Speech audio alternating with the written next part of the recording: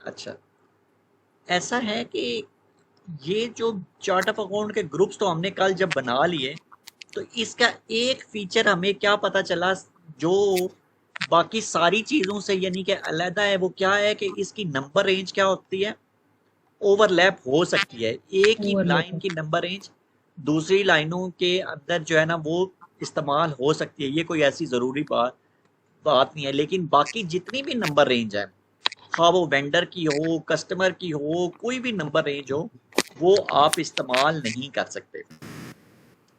अच्छा, ये ओके चीज़ तो सर। होगी। आज हम बात करेंगे। अच्छा, आगे हम अब चार्ट ऑफ अकाउंट के अंदर जीएल क्रिएट करते हैं। Okay sir. अच्छा, उससे पहले जो है ये हमें ये देखना पड़ेगा।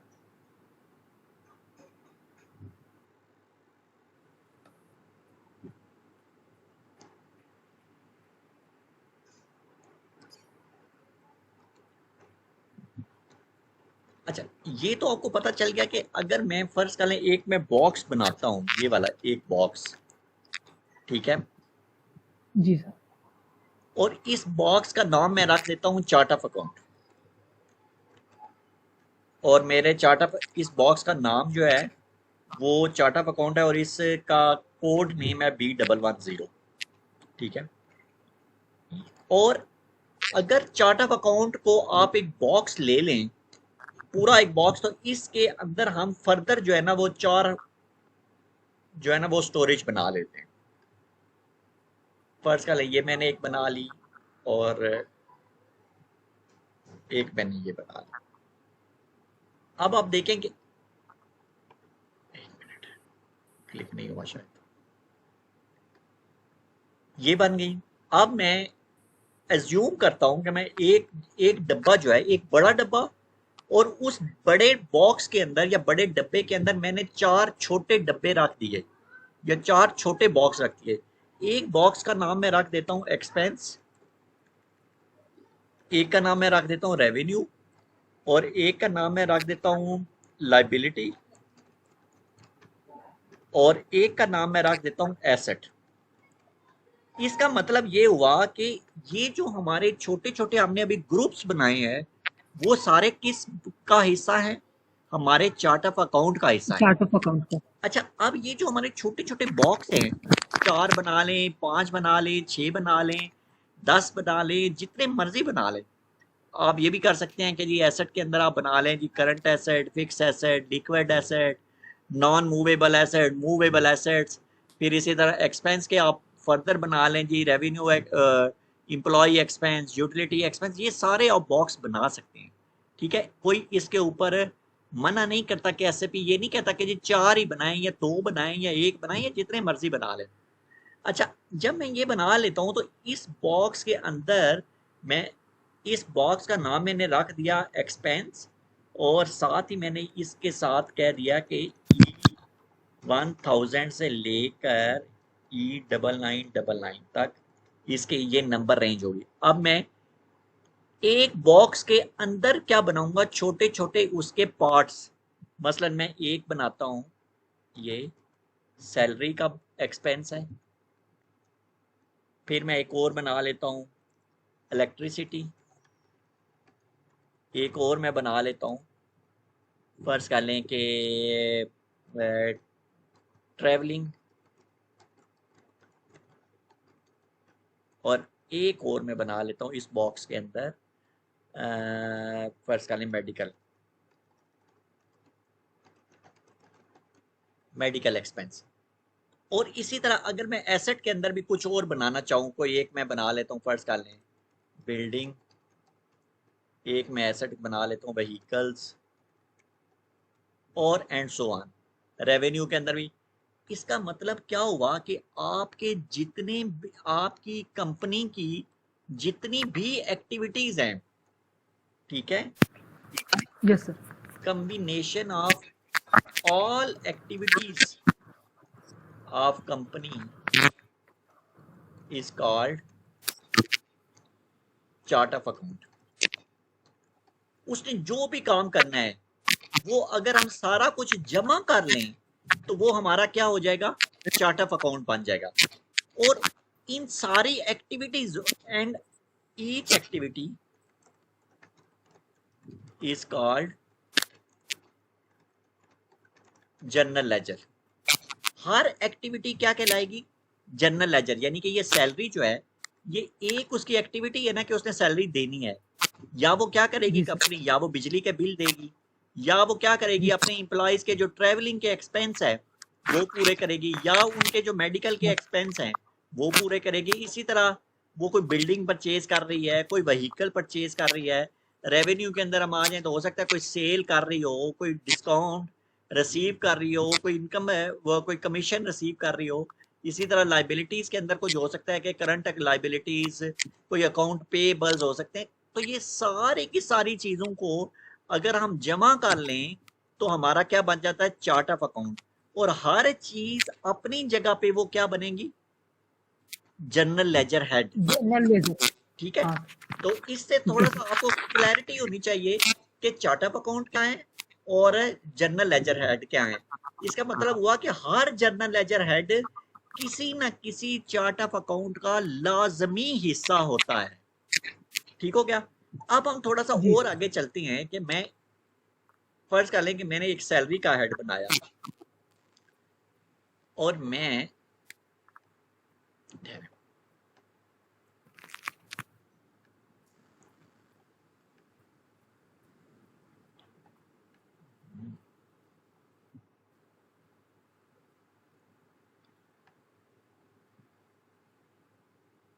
अब मैं एक एक्सपेंस का एक हेड है जो जनरल लेजर है E1001, और मैंने उसका नाम रखा है सैलरी।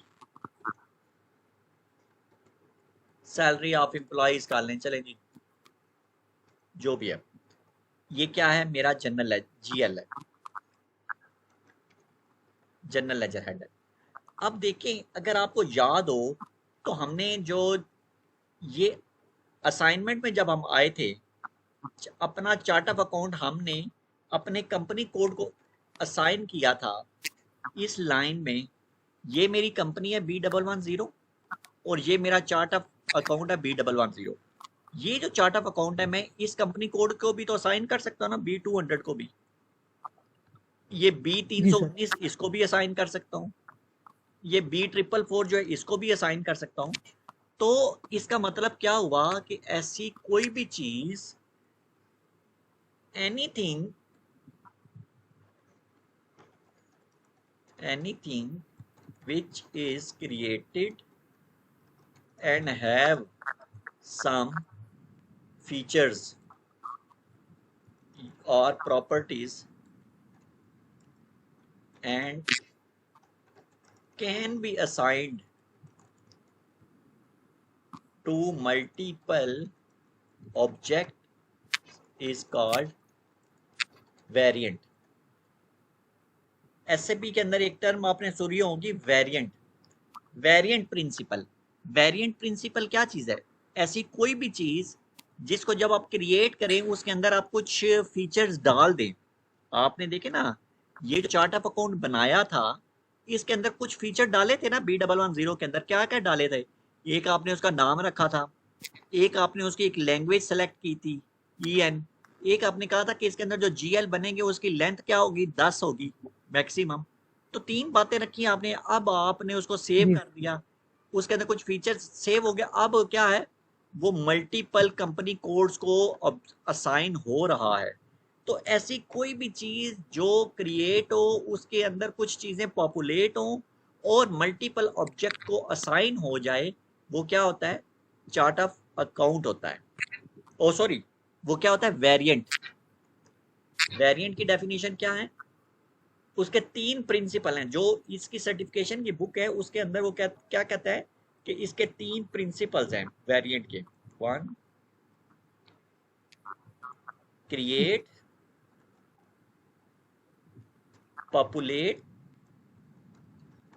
पॉपुलेट सम फीचर्स और असाइन। आपने चार्ट ऑफ अकाउंट बनाया, उसके अंदर कुछ फीचर ऐड किए और आपने उसको क्या किया?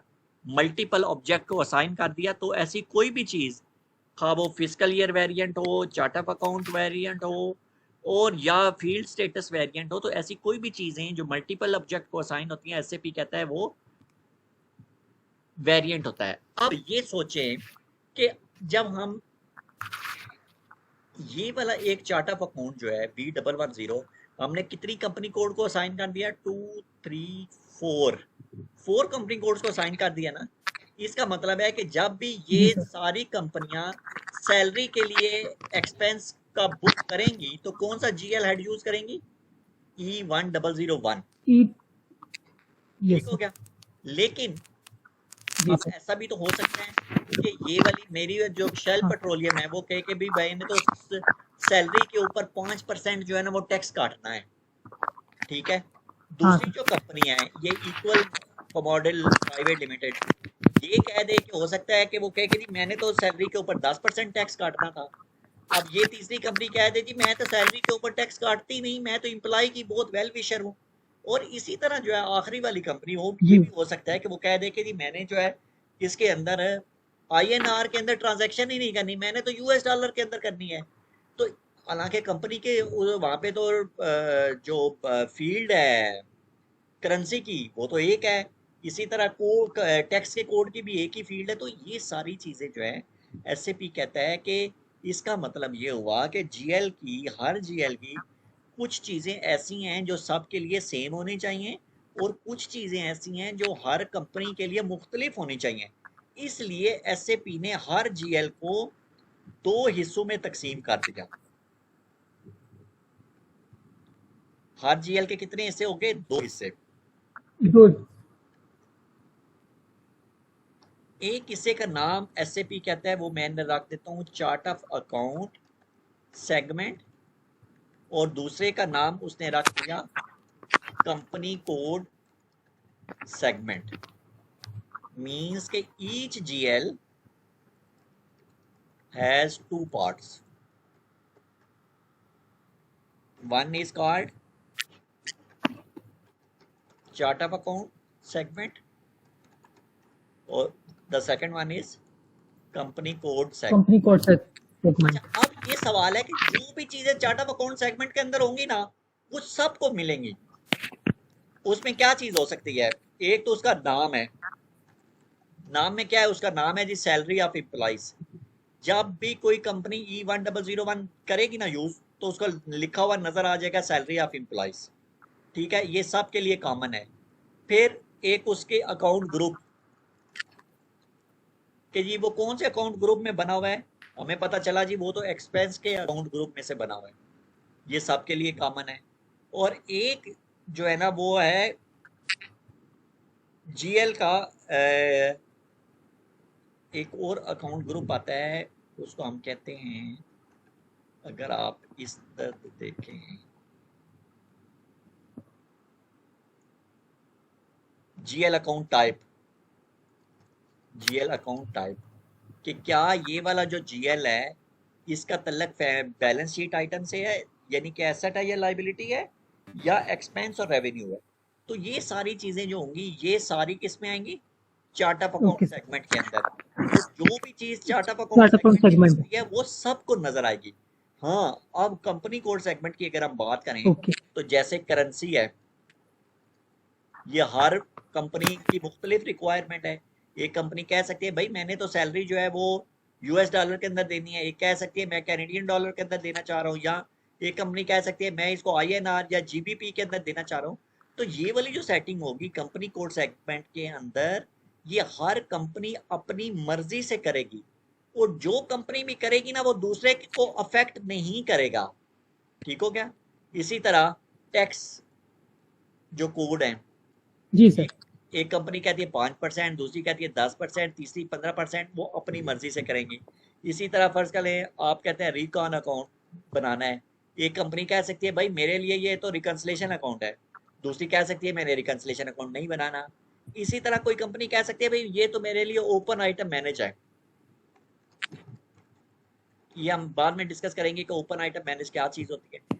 तो गर्ज ये कि ये सारी चीजें जो हैं ये इस जगह पे आएंगी कंपनी कोड सेगमेंट के अंदर। इसी तरह ये भी हो सकता है कि एक फील्ड स्टेटस ग्रुप एक होता है, एक कंपनी कह सकती है कि जब मैं ये वाला हेड यूज करूँ ना, E1001, तो कॉस्ट सेंटर की फील्ड मैंडेटरी हो जाए, लाजमी उसमें सिस्टम के कि जी कॉस्ट सेंटर डालो। दूसरी कंपनी कह सकती है भाई मैं तो चाहती हूँ कि जब ये वाली मैं GL यूज करूँ तो मेरा जो कॉस्ट सेंटर है ना वो हाइड हो जाए। तो ये सारी ये फील्ड स्टेटस ग्रुप ये भी कंपनी कोड सेगमेंट के अंदर आ जाएगा। तो इसलिए एसएपी ने हर जीएल के दो कोड इसलिए बना दिए कि आपका जो चार्ट ऑफ अकाउंट है वो किस के ऊपर बना हुआ है, वो वेरिएंट प्रिंसिपल के ऊपर बना हुआ है। जब और वेरिएंट प्रिंसिपल क्या कहता है कि ये मल्टीपल कंपनी कोड या मल्टीपल ऑब्जेक्ट को असाइन हो सकता है। तो जब वो हो सकता है तो इसका मतलब है कि उसके अंदर पड़े हुए ये वाले सारे छोटे छोटे ये जो हमने ऊपर ग्रुप्स बनाए हैं और उसके अंदर ये छोटी छोटी लाइनें बनाई हैं या जिनको हम जीएल्स कह रहे हैं, ये भी मल्टीपल कंपनी कोड को असाइन होंगी। तो इसलिए एसएपी ने इन दोनों के लिए अलहदा अलहदा टेबल्स पीछे सेव किए हैं। इसका जो टेबल है, सर जी जी बोले।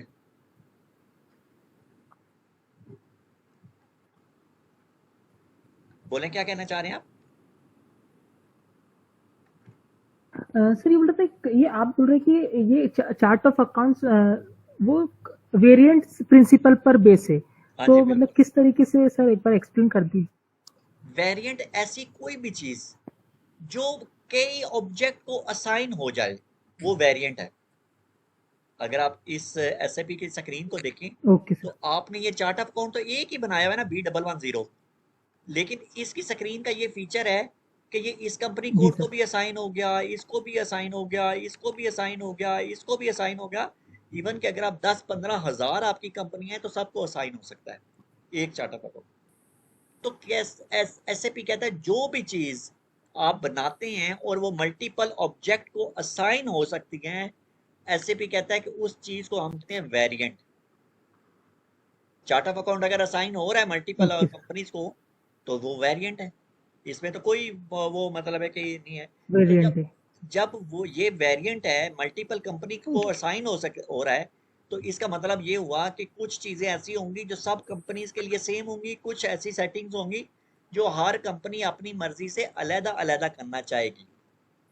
तो इसीलिए एसएपी ने ओके हर ओके। जर्नल लेजर हेड के दो हिस्से बना दिए। एक हिस्से का नाम उसने रख दिया चार्ट ऑफ अकाउंट सेगमेंट और एक का नाम उसने क्या रख चार्ट दिया, of account company code segment. Company code segment. हाँ जी। और इसके पीछे डेटाबेस के जो टेबल्स हैं वो भी एसएपी ने अलग अलग कर दिए। ठीक है, अगर आप किसी भी जीएल को देखना चाहते हैं कि वो उसका चार्ट ऑफ अकाउंट सेगमेंट कौन सा है, तो आपने कौन सा टेबल देखना है, SK A1। ठीक है, SKA1। हाँ जी SK A1। और इसी तरह ओके अगर सर। आपने देखना है कि वो कंपनी कोड में कैसा है तो फिर आपने देखना है SKB1। ठीक है, अब देखें ना, ओके। आपने ये yes sir. Chart of account बनाया B110, इसके अंदर एक सैलरी का जीएल बना दिया, इलेक्ट्रिसिटी का, ट्रेवलिंग का, मेडिकल का, 4 जीएल आपने बना लिए। ये दो कंपनी कोड को असाइन हमने कर दिया।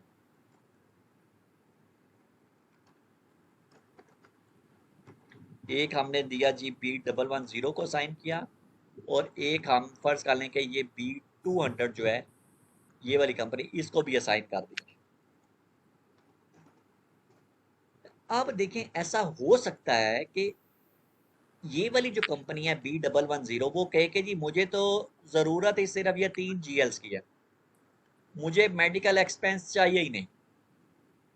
ठीक है, तो वो कितने ओके जीएल ले सर। लेगी, 3 जीएल। 3। 3 जीएल्स विल बी कन्फिगर्ड, वो सिर्फ 3 जीएल करेगी।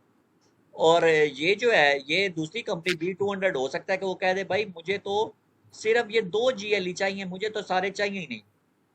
ठीक है, तो वो कितने जीएल कन्फिगर करेगी, 2 जी। जीएल। 2। तो इसका मतलब ये हुआ कि अगर मैं इस टेबल को देखूं, चार्ट ऑफ अकाउंट वाला टेबल SKA1, तो ऐसा हो सकता है कि एक चार्ट ऑफ अकाउंट के सारे जीएल इधर तो पड़े हों लेकिन उस कंपनी कोड के अंदर ना पड़े हों, उसमें कम हो। कंपनी कोड टेबल की जो जीएल्स यस। की तादाद है वो चार्ट ऑफ अकाउंट के या तो बराबर होगी या कम होगी, ज्यादा नहीं हो सकती। क्यों? क्योंकि इस टेबल से सारे जीएल किधर जा रहे हैं, पहले पहले यहां पे बनते हैं ना, चार्ट ऑफ अकाउंट लेवल पे बनते हैं, फिर हर कंपनी वहां से उठा उठा के अपने लिए कॉन्फ़िगर करती है। तो जिस कंपनी का दिल करेगा उसमें से उठा के अपने लिए कॉन्फ़िगर कर लेगा। अब हम थोड़ा सा ना इसको देखते हैं प्रैक्टिकल लेवल के ऊपर कि ये कैसे होता है। एसएपी कहता है कि मैंने आप इस बात को, के दो हिस्से हैं जीएल के, मैंने आपको दो जो हैं वो ट्रांजैक्शन कोड दे दिए। अब ये देखें, अकाउंटिंग, आपने कोशिश करनी है मेन्यू पाथ को समझने की। आपने ट्रांजैक्शन कोड बेशक याद रखें, असल चीज़ है मेन्यू पाथ की अंडरस्टैंडिंग। जितनी ज़्यादा आपको मेन्यू पाथ की अंडरस्टैंडिंग होगी ना, उतनी चीज़ें आपको लंबे अरसे तक याद रहेंगी। अकाउंटिंग, फाइनेंशियल अकाउंटिंग, और इसके बाद आ क्या इससे नीचे आएगा general ledger, account receivables, payables. तो हम चूंकि जनरल लेजर का काम कर रहे हैं तो इसलिए हम किस में आ जाएंगे, जनरल लेजर। और जनरल अभी हम लेजर, जनरल लेजर के अंदर मास्टर डाटा क्रिएट करने लगे हैं। मास्टर कोई डेटा। ट्रांजैक्शन डाटा नहीं करेंगे, इसलिए हम मास्टर रिकॉर्ड में आएंगे और अकेला अकेला बनाएंगे जीएल ये अकाउंट के रखो। अंदर इंडिविजुअल प्रोसेसिंग। अब देखें से सेंट्रली को तो छोड़ दे, अभी हम इसको बाद में डिस्कस करते हैं। वो कहता है कि पहले जीएल आप बनाएंगे उसका चार्ट ऑफ अकाउंट सेगमेंट, और फिर उसके बाद आप उसका बनाएंगे कंपनी कोड सेगमेंट। एसएपी कहता है कि मैं आपको ये भी सहूलत दे रहा हूँ कि ये दोनों काम, कि उसका चार्ट ऑफ अकाउंट सेगमेंट और कंपनी कोड सेगमेंट आप एक ही स्क्रीन के अंदर बना लें। उसको मैं कहता हूँ कि वो सेंटरली है, FS00। अभी हम इसकी बात करते हैं FSP0, ओके कि इसके अंदर पहले हम जीएल को चार्ट ऑफ अकाउंट सेगमेंट के लेवल पे बनाते हैं, फिर हम इसको कंपनी कोड लेवल पे बनाएंगे।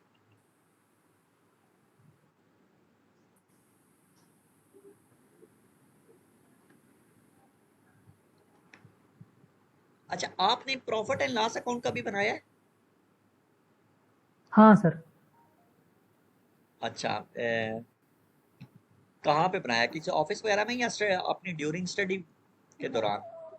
ड्यूरिंग स्टडी भी बनाया है सर, ऑफिस के वर्क कल्चर में भी बनाया है। अच्छा चले, इसका मतलब है कि आपको अकाउंटिंग का बेस्ट नॉलेज है आपके पास।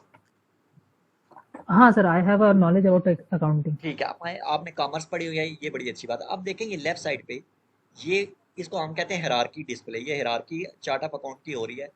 ये किसी ने कोई चार्ट ऑफ अकाउंट TTAU बनाया हुआ है, ये इसकी हिरार्की है। आप मुझे बता सकते हैं ये हिरार्की हमने गायब कैसे करनी है? सर यहाँ पे चेंज कंपनी कोड करेंगे सर। चेंज कंपनी कोड कर देंगे, मिल नहीं, मैं चलें चेंज कंपनी कोड, आप वाली ओके, बात। Chart of account, chart of account. Chart of account कर दिया, लेकिन हायरार्की तो अभी भी उधर ही नजर आ रही है। मैं चाहता हूँ ये एरिया खत्म हो जाए, ये वाला लेफ्ट साइड वाला सारा। उसके लिए ना आपने ये सर ऊपर राइट। सेटिंग में जाना है। सेटिंग के अंदर ये एक ऑप्शन आ रही है यस। Hierarchy display, okay. इसको क्लिक करेंगे तो अब जो विंडो में है उसके अंदर दो रेडियो बटन है, या हायरार्की डिस्प्ले करें या डोंट डिस्प्ले नेविगेशन ट्री। इसको हम कहते हैं नेविगेशन ट्री या हायरार्की। मैं कहता हूँ मुझे ओके ये नहीं चाहिए, इसको ओके। अच्छा, अब ये मैसेज क्या दे रहा है, कह रहा है न्यू सेटिंग, जो आपने नई सेटिंग अभी की है, will take effect once the transaction is restarted. ये उस वक्त असर करेगी जब यही ट्रांजैक्शन आप रीस्टार्ट करेंगे। तो चलें जी, हम इसको दोबारा फिर स्टार्ट कर लेते हैं, बाहर निकलेंगे और दोबारा फिर एग्जीक्यूट करते हैं। तो अब वो साइड से नेविगेशन ट्री खत्म हो गया। दोबारा आपने लाना हो तो वही उसी तरह सेटिंग में जाएं, हायरार्की डिस्प्ले को टिक करें और फिर इसको कह दें कि जी डिस्प्ले नेविगेशन ट्री, तो वो नेविगेशन ट्री को डिस्प्ले कर देगा। अभी मैंने जो बात करनी है, अभी मैं एक एक्सपेंस का जीएल बनाता हूँ, फर्ज करें E1001, और चार्ट ऑफ अकाउंट है मेरा B110। अब मैं क्रिएट का बटन दबाता हूँ। अब उसने एक एरर दिया, वो कहता है कि नो, ये P के बाद B110 को आप ना एक्सक्लूड कर दें, ये इनकी ना कोई गलती है। ये मेरा दिल करता है कि मैं ना SAP को लिखूं कि आप इस मैसेज को सही करें ना, यहाँ पे P के बाद B110 नहीं आना चाहिए, ये क्योंकि एंड में भी आ रहा है तो इसलिए वहां पे उसकी जरूरत नहीं है। अच्छा, एरर मैसेज क्या है? No P and L. P and L का मतलब क्या है? Profit and loss. Statement account okay. Type is defined in the chart of account B110।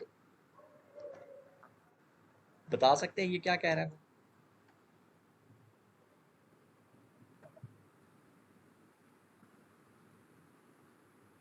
Sir chart of account में प्रॉफिट एंड लॉस डिफाइन नहीं किया गया है।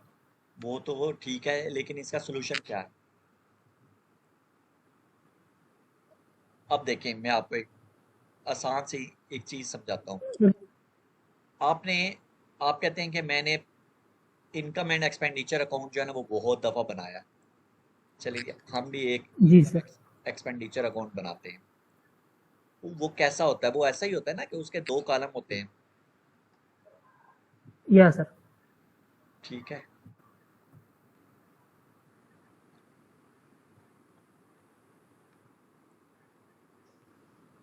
एक कॉलम जो एक कॉलम का नाम हम रख लेते हैं एक्सपेंस,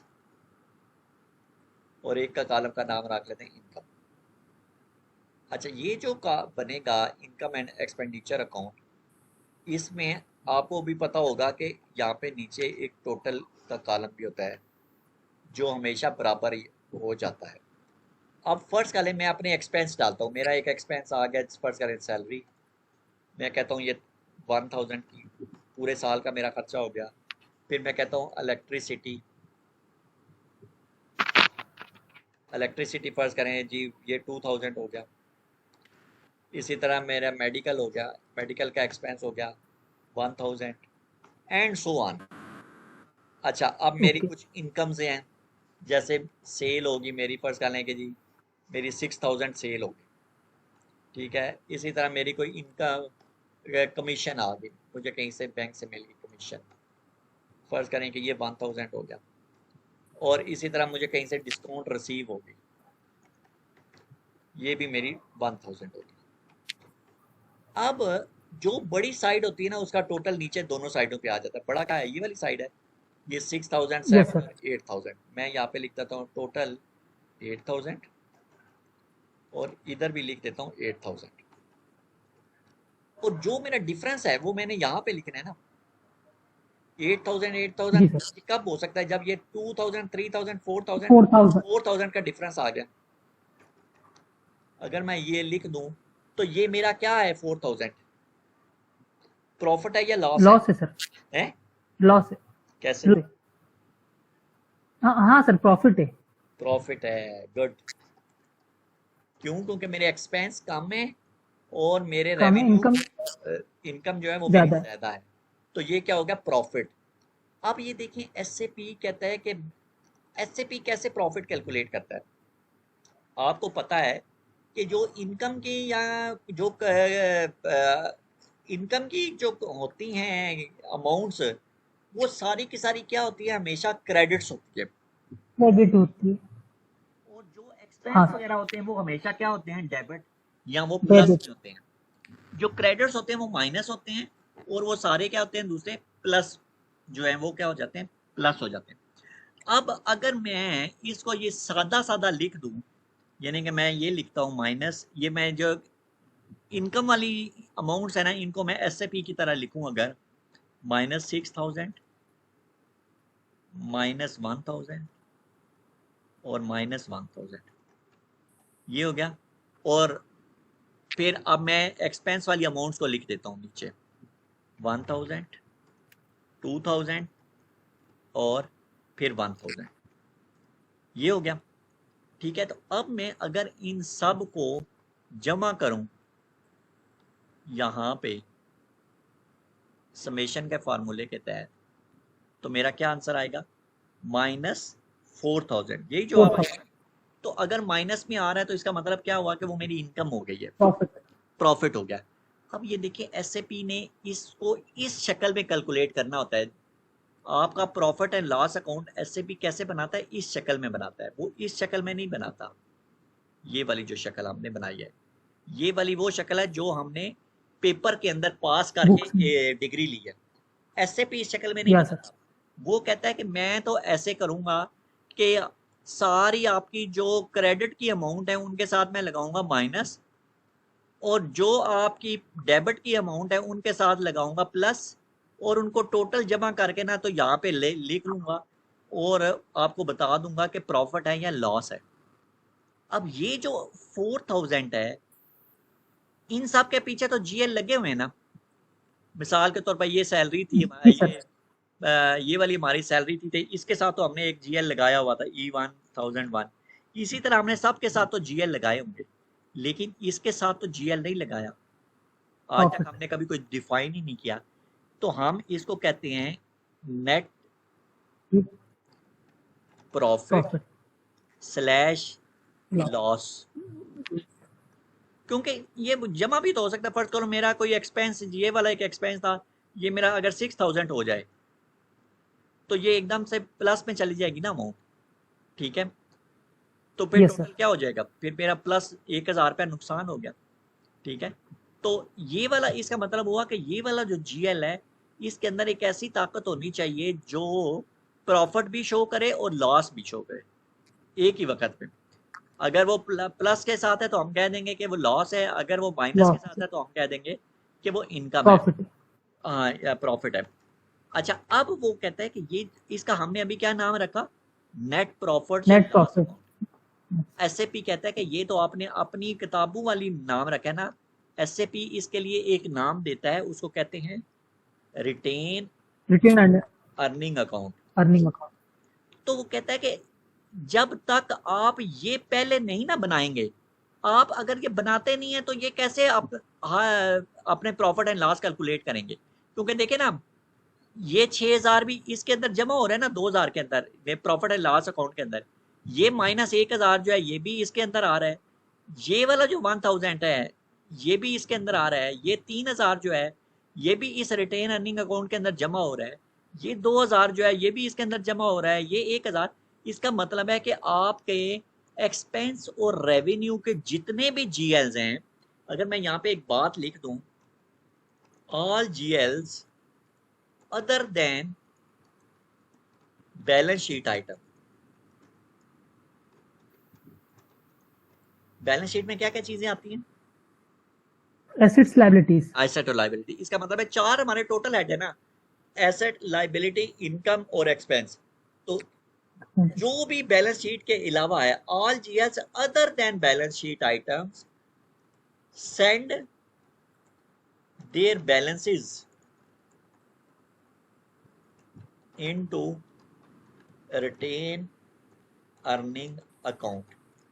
ये वाले जितने भी आपके एक्सपेंस और रेवेन्यू के अंदर जितने भी जीएल्स होंगे ना, वो सारे के सारे अपनी अमाउंट किसके अंदर भेजेंगे, retain earning retain earning account में। अकाउंट।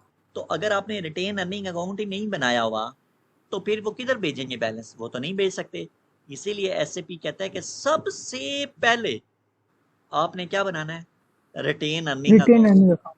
अब सवाल तो ये है कि रिटेन अर्निंग अकाउंट भी तो एक जीएल है और ये भी एक जीएल्स हैं सारे। तो सिस्टम को कैसे पता चलेगा कि मैं रिटेन अर्निंग बनाने लगा हूं या प्रॉफिट एंड लॉस का बनाने लगा हूं या बैलेंस शीट का।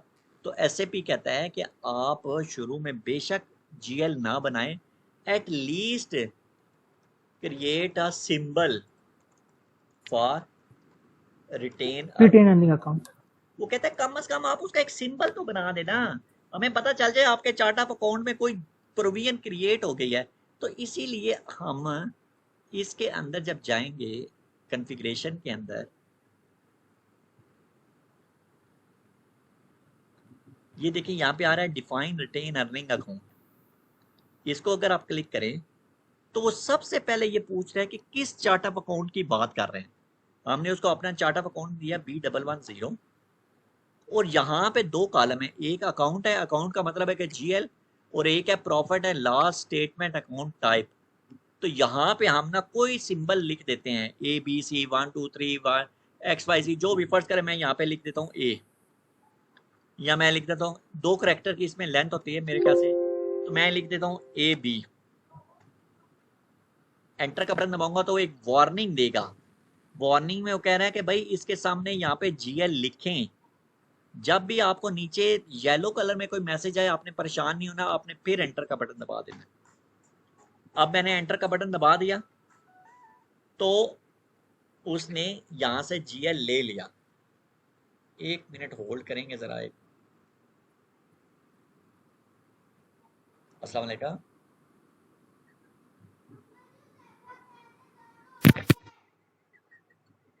अच्छा चलो खैर, ये वो पहुंच जा, दे दे अंदर।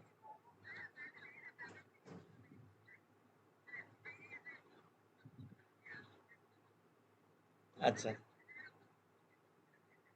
चल, चलो खैर, ये मैं बाद च कॉल करना फिर ना, क्लास में हम देखेंगे काम करना। ठीक।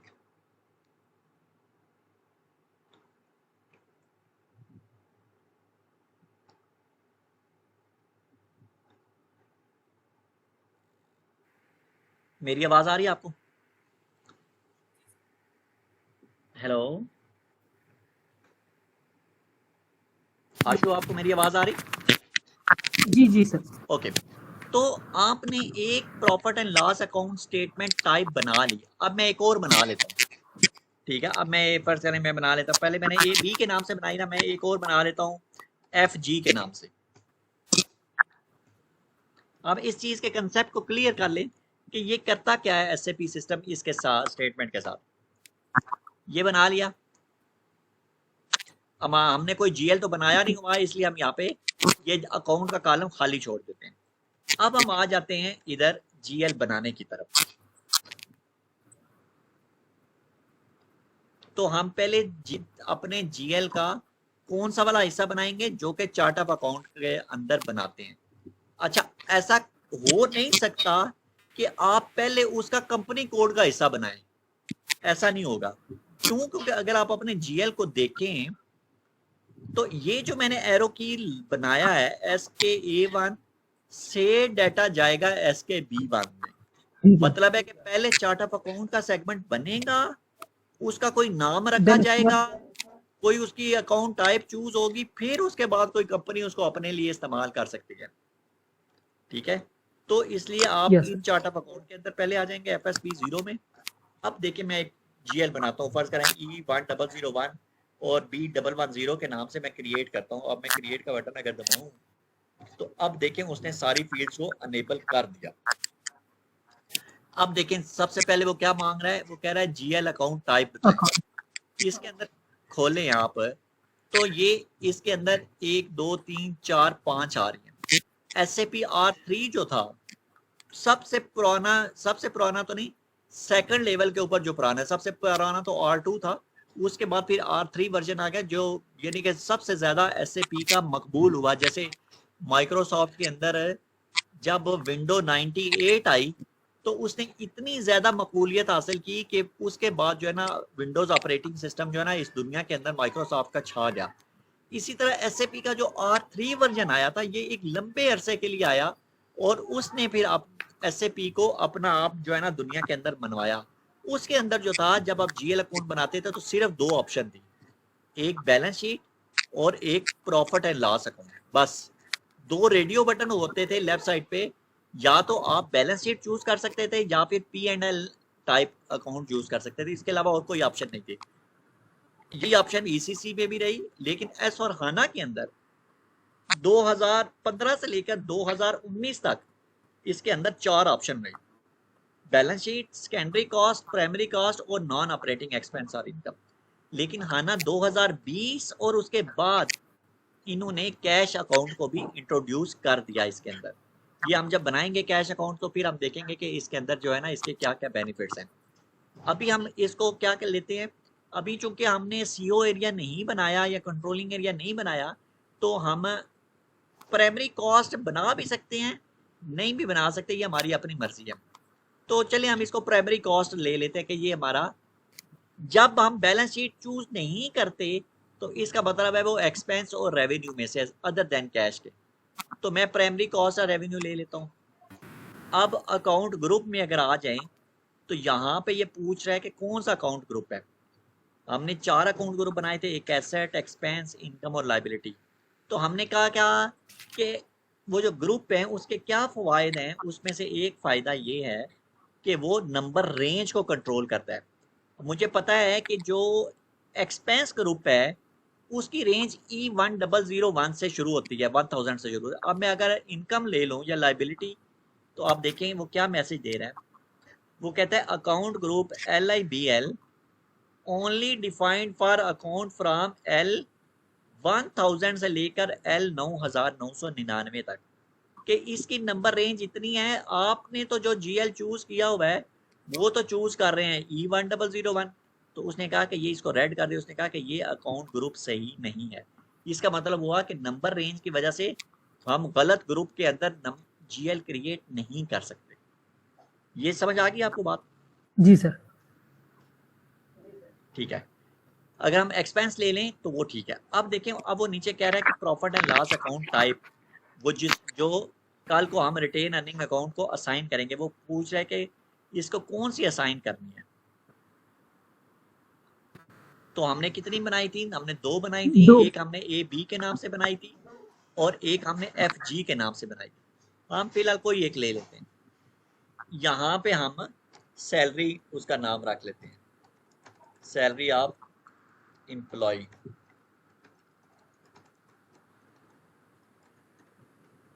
अच्छा, ये जो बाकी इसके 2 टैब्स है ना, कीवर्ड ट्रांसलेशन, ये कोई खास इतनी ज़्यादा इंपॉर्टेंट नहीं है। कोई कीवर्ड रखना चाहें कोई लैंग्वेज में वो कर लें, वो कोई नहीं मसला। इंफॉर्मेशन की टैब अभी ये ब्लैंक रहेगी। अभी जो ही मैं सेव करूँगा तो वो फिर ये बताएगा कि कौन बंदा इसको क्रिएट कर रहा है, कब क्रिएट हुआ, और एंड सो ऑन। इस तरह की ये सारी बातें जो है ना यहाँ पे आ जाएंगी। अच्छा, अभी ये देखें, ये अब देखें, हम इसको सेव करें तो क्या ये सेव करने देगा? देखते हैं। वो कहता है make an entry in field group account number, कि ग्रुप अकाउंट नंबर के अंदर कोई एंट्री आप डालें। ग्रुप अकाउंट नंबर क्या है? ये आपको याद होगा कि जब आप कल चार्ट ऑफ अकाउंट की कॉन्फ़िगरेशन कर रहे थे, यहाँ पे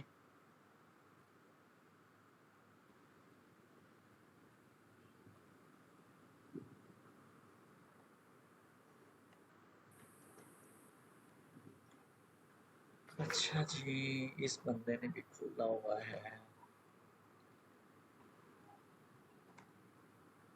SM12।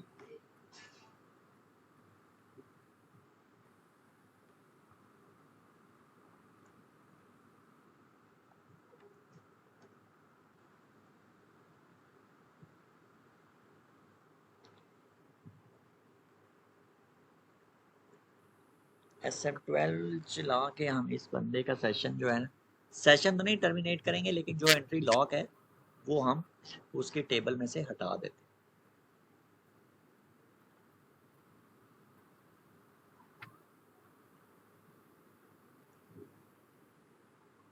अच्छा नहीं, उसने छोड़ दिया वो। अच्छा, इसमें अगर हम अपना चार्ट ऑफ अकाउंट डिस्प्ले करें, B110 जो है,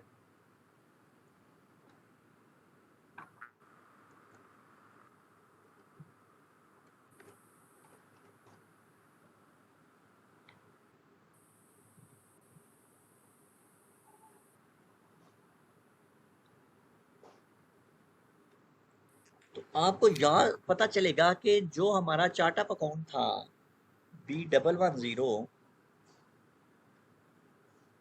उसको हमने चाइल्ड चार्ट ऑफ अकाउंट बना लिया था एक SHAH के ग्रुप चार्ट ऑफ अकाउंट के साथ। जी सर।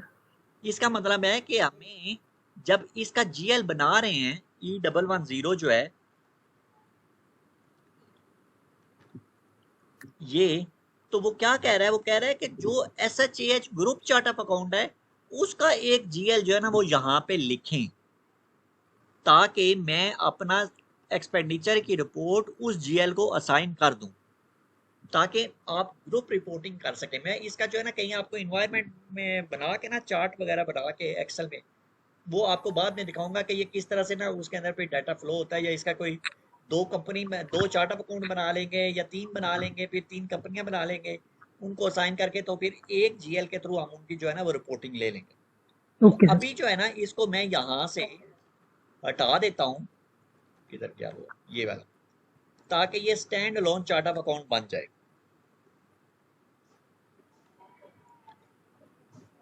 अब जब मैंने इसके अंदर से ये ग्रुप चार्ट ऑफ अकाउंट हटा दिया है, तो इसका मतलब हो गया कि B110 जो चार्ट ऑफ अकाउंट है ये वाला, अब ना ये कोई चाइल्ड चार्ट ऑफ अकाउंट है, ना ये कोई पेरेंट है, ये स्टैंड अलोन अपनी जगह पे एक चार्ट ऑफ अकाउंट है।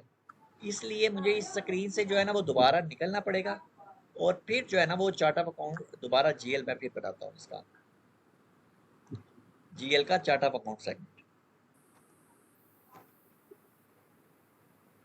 क्रिएट। अच्छा, अब एक और चीज देख ले, अभी बनाने से पहले एक और चीज, आपने देखा कि यहाँ पे ये profit and loss account statement type पूछ रहा है। जी सर। कभी ऐसा भी हुआ होगा कि आप GL बनाएं और वो ना पूछे, उसकी क्या वजह है?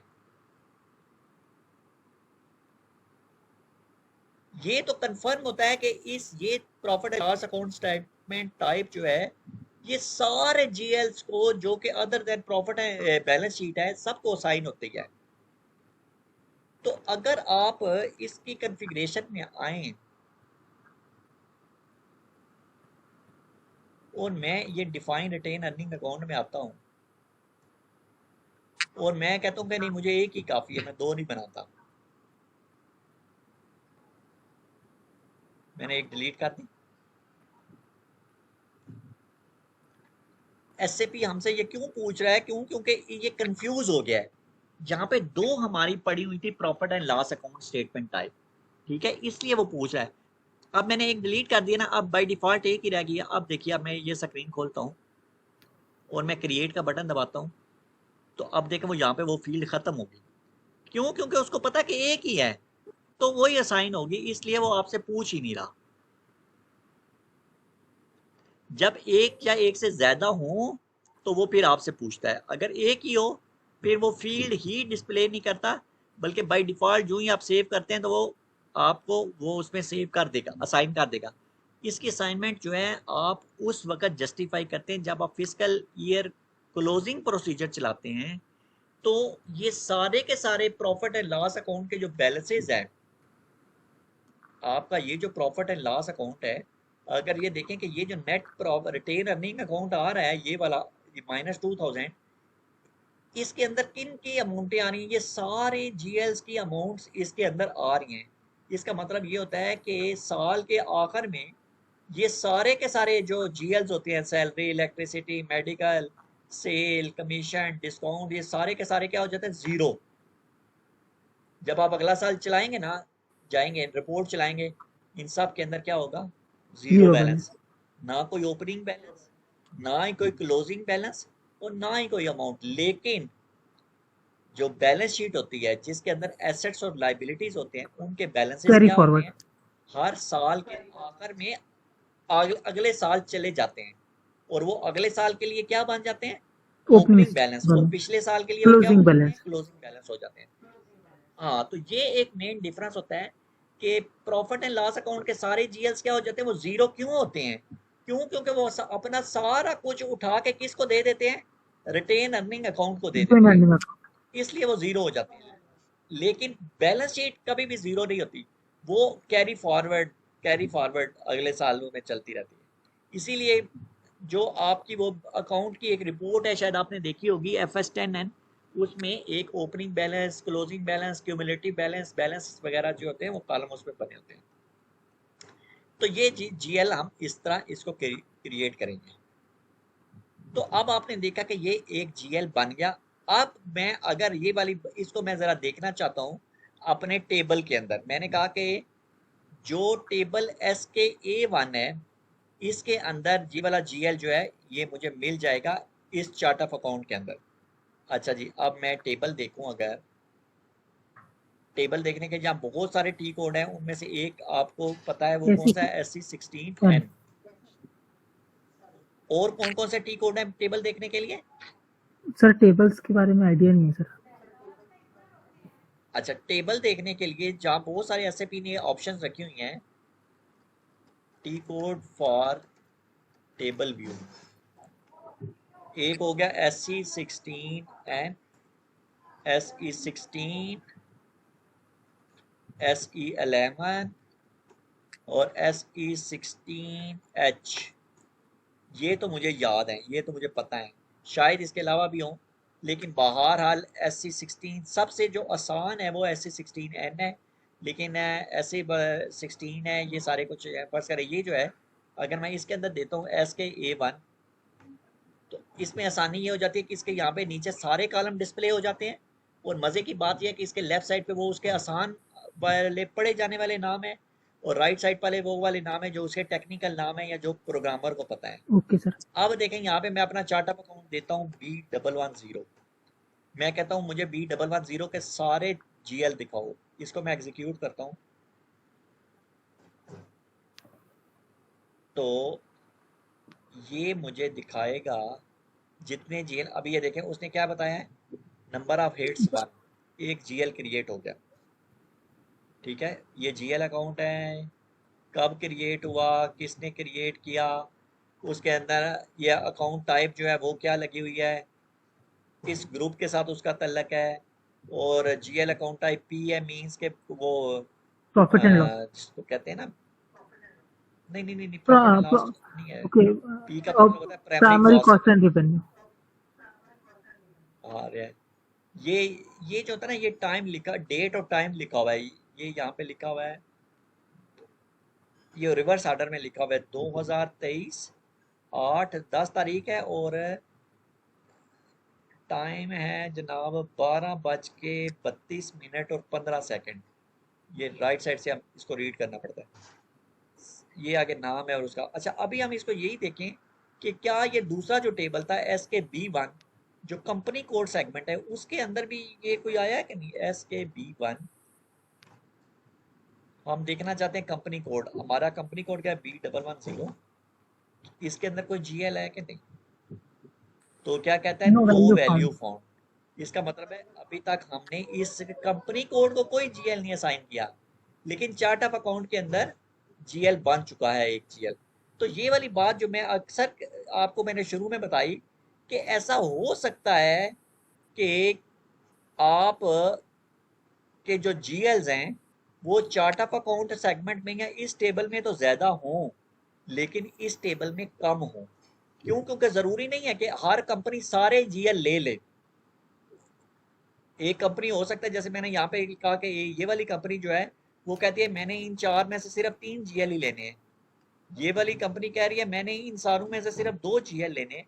तो वो कम भी हो सकते हैं, लेकिन इससे ज़्यादा नहीं हो सकते।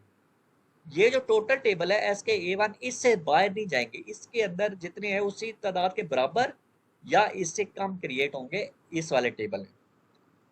अच्छा, दूसरी जो 3 और टी कोड हैं, मतलब फर्ज करें SE11 जो है, वो जो SE11 जो टेबल है वो सबसे ज़्यादा इंफॉर्मेशन वाला टेबल है, और जो अबेपर्स हैं या जो टेक्निकल लोग हैं जो प्रोग्राम लिखते हैं या बनाते हैं, उनके लिए वो सबसे ज़्यादा वो जो है ना हेल्पफुल होता है वो टेबल, ट्रांजैक्शन कोड SE11।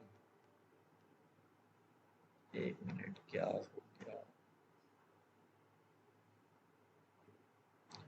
उसके अंदर जो SE11 है उसके अंदर ये भी ताकत है, या ये भी उसके अंदर फंक्शन है कि आप उसके अंदर कोई स्ट्रक्चर देख सकते हैं, कोई जो है वो आप देख सकते हैं, कोई एलिमेंट देख सकते हैं, कोई फील्ड को देख सकते हैं। वो सारा कुछ उसके अंदर आप देख सकते हैं SE11 के अंदर। लेकिन आप SE16 के अंदर नहीं देख सकते। आप SE16 के अंदर कोई फील्ड का नाम डालेंगे ना, वो कहेगा नहीं भाई ये जो है ऐसे प्योरली टेबल के लिए है।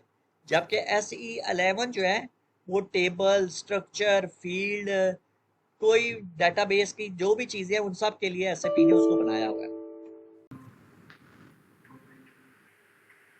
हेलो, जी सर। सॉरी, वो कोई इंटरनेट का मसला था, वो अचानक ही डिस्कनेक्ट हो गया, वो पता नहीं क्या। बहरहाल तो फिर मैंने एक अल्टरनेट वे से इसको ज्वाइन कर लिया। अच्छा, स्क्रीन नज़र आ रही है आपको जी जी मेरी? सर। अच्छा, मैं बात कर रहा था कि SE16 जो है सबसे ज्यादा पावरफुल जो ट्रांजैक्शन कोड है वो है SE11। अगर हम देखें टेबल व्यू करने के हवाले से,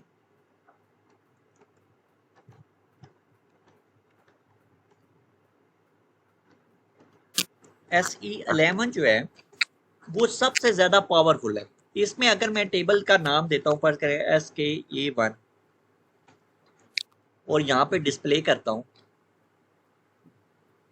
तो ये देखें, ये मुझे उसकी वो सारी ना सिर्फ फील्ड बता रहे हैं, मसला उसके अंदर एक फील्ड है चार्ट ऑफ अकाउंट, एक फील्ड है जीएल अकाउंट नंबर, एक उसका इंडिकेटर है, ये उसका सिग्निफिकेंट लेंथ है, बल्कि वो मुझे ये भी बता रहा है कि उस फील्ड की मैक्सिमम लेंथ कितनी है, जैसे कि 10 करेक्टर है, इसकी 10 करेक्टर है। और वो ये भी बता रहा है कि जब वो किसी ने बनाई थी एसएपी जर्मनी ने, तो उसका डेटाबेस का क्या रखा था, अच्छा जी उसके करेक्टर है कि उसके अंदर करेक्टर ही सेव होंगे। इसी तरह ये डेट्स का कोई कॉलम है, इसके अंदर सिर्फ डेट सेव होगी। तो ये ज़्यादा इंफॉर्मेटिव है। फिर मैं अगर इसको क्लिक करूँ, ये ऊपर यहाँ पे एक बटन जो है कंटेंट्स का, तो ये मेरी मुझे हेल्प करेगा कि ये अब मेरे पास वो सारी फील्ड्स आ गई हैं। लेकिन इसके अंदर थोड़ा सा ये होता है कि बाज़ औक़ात ऐसा होता है, यहाँ पे ये आसान वाले अल्फाज लिखे हुए हैं, अगर मैं सेटिंग में चला जाऊँ ऊपर और यूज़र पैरामीटर को टिक करूँ, तो यहाँ पे मैं फील्ड नेम की बजाय ले लूँ, फील्ड लेबल की बजाय, तो ओके करूँ अगर मैं, तो अब आप देखेंगे लेफ्ट साइड पे कैसे अजीब अजीब नाम आ गए। अब ये पढ़े ही नहीं जा रहे, मुश्किल हो गए समझने। तो इसका हल ये होता है कि आप दोबारा यूज़र पैरामीटर में जाएं और फील्ड लेबल को टिक करें और आप इजी नाम आ जाएंगे।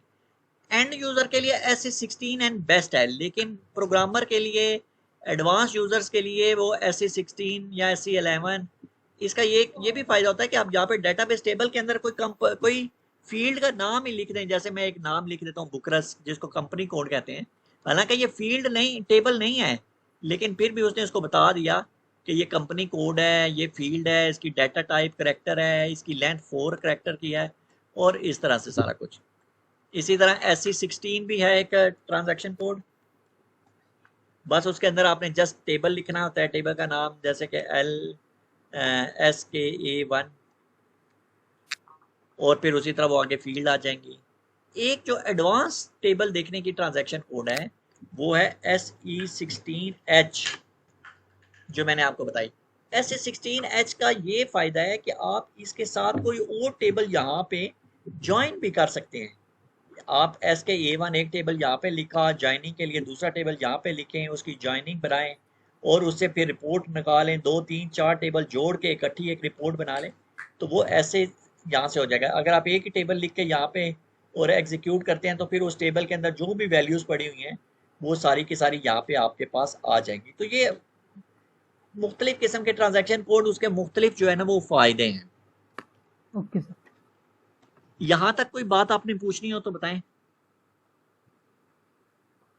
हाँ सर, ये पूछना था, रिटेन अर्निंग अकाउंट में अभी अभी अभी हमने 2 रिटेन अर्निंग अकाउंट बना लिए थे सर। जी जी तो बिल्कुल। कंपनी में सर प्रॉफिट एंड लॉस तो ट्रांसफर होने के लिए सिर्फ एक रिटेन अर्निंग इज इनफ है ना?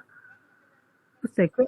इनफ है, बिल्कुल इनफ है। मैंने दो दो क्यों बनाए, सिर्फ ये दिखाने के लिए कि अगर आप 2 बना लेते हैं तो वो जो जीएल क्रिएट करने की स्क्रीन है, उसमें यहाँ पे ओके वो आपको दिखा रहा होता है कि वो आप उसको असाइन ओके करें। सर। जब आप एक बनाते हैं तो फिर नहीं वो पूछता, फिर वो फील्ड ही गायब कर देता है यस सर, यस वहां सर। पे जाके।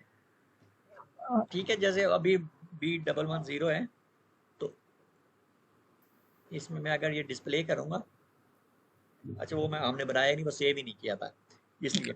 तो वो अगर मैं क्रिएट करूंगा यहाँ पे, तो वो यहाँ पे वो फील्ड ही नहीं देगा। Okay sir. ठीक है, इसलिए वो कहता है कि आप इसको, इसलिए मैंने 2 बना के ओके। दिखा दिए, ताकि आपको ये ना हो कभी आप किसी जगह पे जाएं तो वहां पे वो प्रॉफिट एंड लॉस या रिटेन अर्निंग का सिंबल नजर आ जाए, आप कहें यार वो फलान जगह पे तो नहीं था, जहाँ पे नजर आएगा इसका मतलब है वहां एक पे से एक ज्यादा से ज्यादा है, रिटेन। जहाँ पे नहीं नजर आ रहा इसका मतलब है कि वो ओके। है ही एक है। और सर एक चीज और पूछना था, ये कल कल और परसों बिफोर 2 डेज हमने ये लॉजिस्टिक जर्नल और ये सब कॉन्फ़िगरेशन किया था, sales and distribution, material management, logistic and executive. जी जी तो सर जैसे बोलते हैं FI एंड SD को इंटीग्रेट करना है, तो हमने हाँ सेल्स हाँ ऑर्गेनाइजेशन बनाया, उसको कंपनी कोड के साथ असाइन किया। फिर सेल्स बिल्कुल सही है। डिस्ट्रीब्यूशन चैनल को सेल्स ऑर्गेनाइजेशन के साथ असाइन किया। फिर डिवीजन बनाया तो बिल्कुल डिवीजन सही। को सेल्स ऑर्गेनाइजेशन के साथ असाइन किया। तो इस प्रोसेस को सही है क्या sales FI and SD integration बोलेंगे क्या सर? का, बिल्कुल आप सही कह रहे हैं, बिल्कुल कि आपने SD और FI की मॉड्यूल वाइज इंटीग्रेशन कर दी, लेकिन अभी आपने उसकी GL वाइज इंटीग्रेशन नहीं की। ओके कि जब हम एक सेल ऑर्डर बनाएंगे तो उसके अंदर जो चीजें इस्तेमाल होंगी उसकी बैकएंड पे कौन से एफआई के जीएल हिट होंगे वो हमने नहीं अभी किए। Okay sir. वो जब हम एसटी की तरफ जाएंगे तो फिर, लेकिन उसका जो इनिशियल ओके स्टेप है वो हमने कर लिया। Okay sir. सेम यही वाली बात आपकी मटेरियल मैनेजमेंट की तरफ भी पूरी आ जाती है कि उस जब हमने वो परचेज ऑर्ग बना के कंपनी कोड को साइन कर दिया या प्लांट को कर दिया तो वो हमने इनिशियल स्टेप जो है for integration between FI and MM और एफआई एंड एसटी वो हमने कर लिया। बाद में वक्त के साथ साथ जो भी चीजें जरूरी होती जाएंगी वो हम उनके अंदर जब जाएंगे तो फिर हम उनको इंटीग्रेट करते और रहेंगे। सर एक चीज और था कि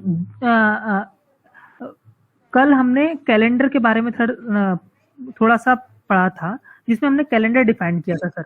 जी जी तो कैलेंडर क्रिएट बिल्कुल। करना एसएपी में मस्ट है या फिर ये नहीं क्रिएट किए कैलेंडर बिना भी? नहीं क्रिएट कर, हाँ डिपेंड करता है आपकी ज़रूरत क्या है और एसएपी आपको क्या डिलीवर कर रहा है।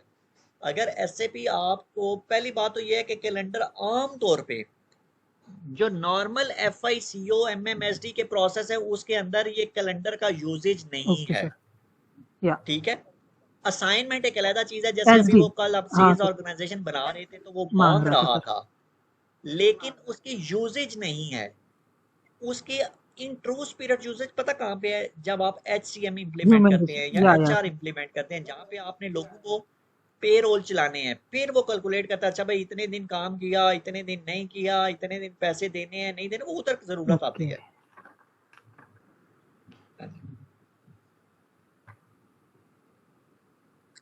और कुछ? नहीं सर, और कुछ अभी नहीं है। चलें ठीक है, आज हम सेशन इतना हाँ इधर ही सर। करते हैं। फिर कल जो है ना इससे आगे हम फर्दर फिर जो है जीएल के बारे में जो है ना ओके। इससे आगे फिर हम आगे और सर चलेंगे। अभी जैसे अगर मुझे और पढ़ना है सर, अभी पढ़ने के लिए तो सिर्फ इंटरनेट है कि अगर मुझे कंपनी कोड के बारे में हाँ पढ़ रहा हूँ, उसका और डीप में जानना है चीजों को, तो सर कुछ ऑफलाइन कुछ प्रोवाइड आपको, सर? आपके पास वो सर्टिफिकेशन की पीडीएफ की एसएपी के मैनुअल या बुक्स हैं? बुक्स तो नहीं है सर।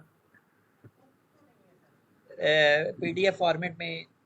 पीडीएफ फॉर्मेट में है सर, लेकिन वो उस उस लेवल पे नहीं बताया गया। मतलब जो थ्योरेटिकल चीजें हैं कि कंपनी कोड क्या होता है, एक ऑर्गेनाइजेशनल यूनिट है, जो चले ये मैं सब है। मेरे पास जो मटेरियल है ना एफआई से रिलेटेड वो मैं आपको भेज देता हूँ, आप उसको देख लीजिएगा। जो चीज़ समझ आ जाए ठीक, ना आए तो पूछ लीजिएगा।